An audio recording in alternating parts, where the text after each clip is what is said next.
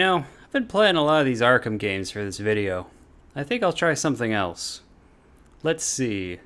We got Polish Arkham, Lady Arkham, Chinese Arkham, Shitty Arkham.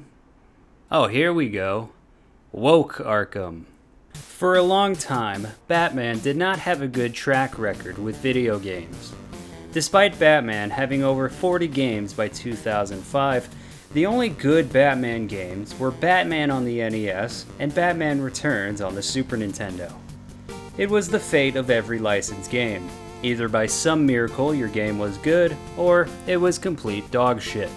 It wasn't until Rocksteady made Batman Arkham Asylum that the Dark Knight was given the video game treatment he deserved.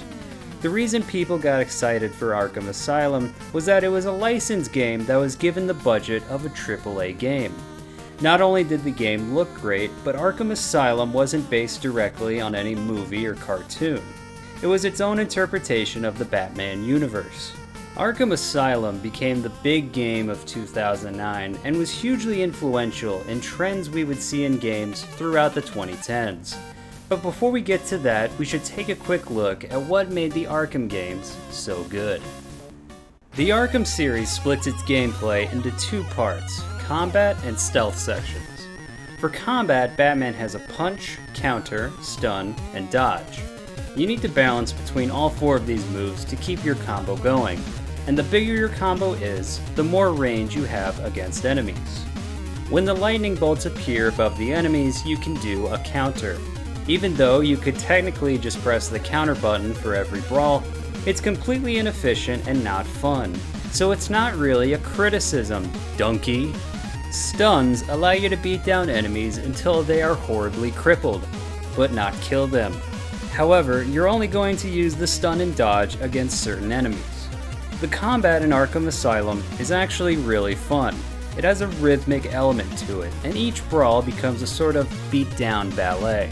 Despite its simplicity, it is very satisfying when you get into the groove of the combat and you're pummeling enemies from across the room. I decided to try the game with the counters off, which adds a new challenge to the combat, and the enemies telegraph their attacks pretty well, so it doesn't feel unfair. While some people might think the counter markers make things too easy, I believe they find a good balance between making the game accessible, but still challenging. The other part of the Arkham experience is the stealth sections. Basically, in these parts, the guards have guns and you have to take them out one by one.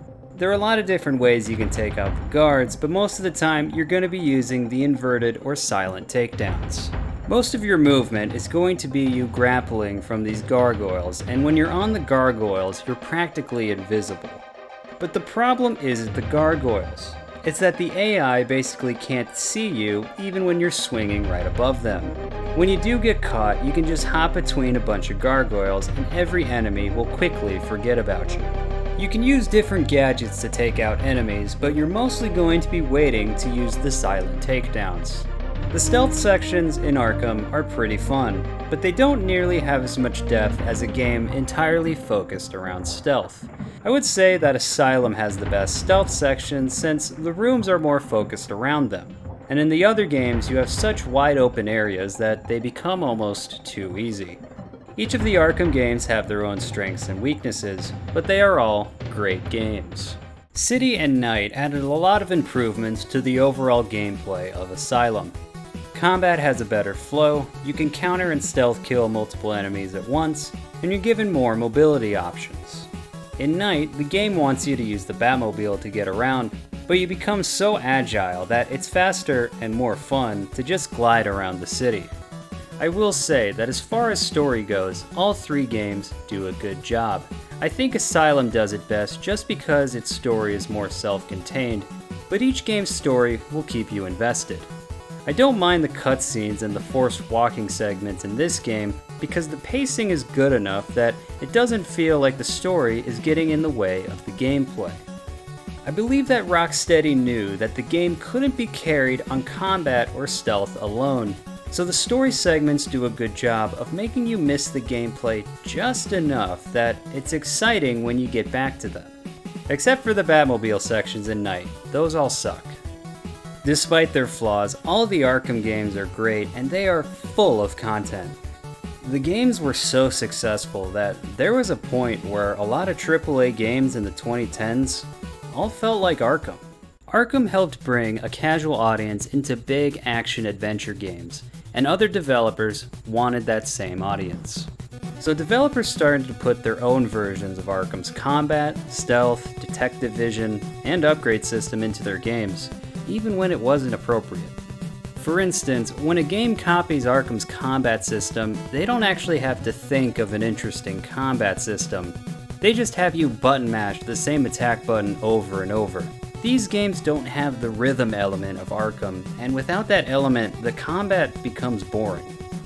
Speaking of boring, Arkham also popularized many games to have a forced stealth section. The thing is that stealth games are heavily reliant on enemy AI, and if the AI sucks, then the stealth sucks. Putting a stealth section in an action-adventure game seems like a way to add variety, but it's really just padding. Arkham also popularized the upgrade system that you see in every video game now. The funny thing is that everyone pretty much only upgrades the combat in Arkham because it's the best part of the game. There's no point in stealth upgrades when you can just use silent takedowns, or Batmobile upgrades when you can just take down every tank with 2 hits. This isn't a big deal, but when I see the same system in every game, it feels like a lazy way to give the player the illusion of customization. This kind of upgrade system doesn't actually make the player experiment with different moves, and instead, they just upgrade stuff they've been using from the beginning. Now, I'm not saying that these games are bad for copying Arkham, but things like the combat, stealth, detective vision, upgrades, grappling hook, and open world all work together in Arkham as a complete package.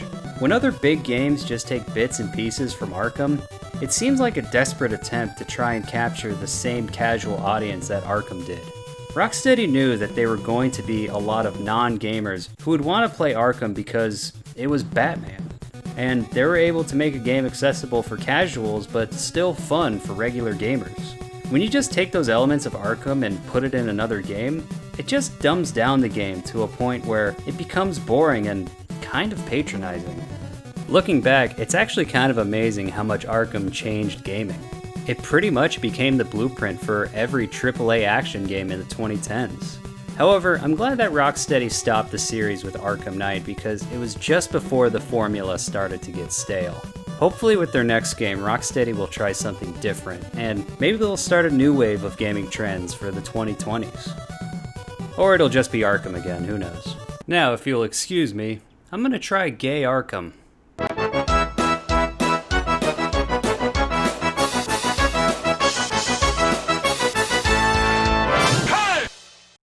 Down.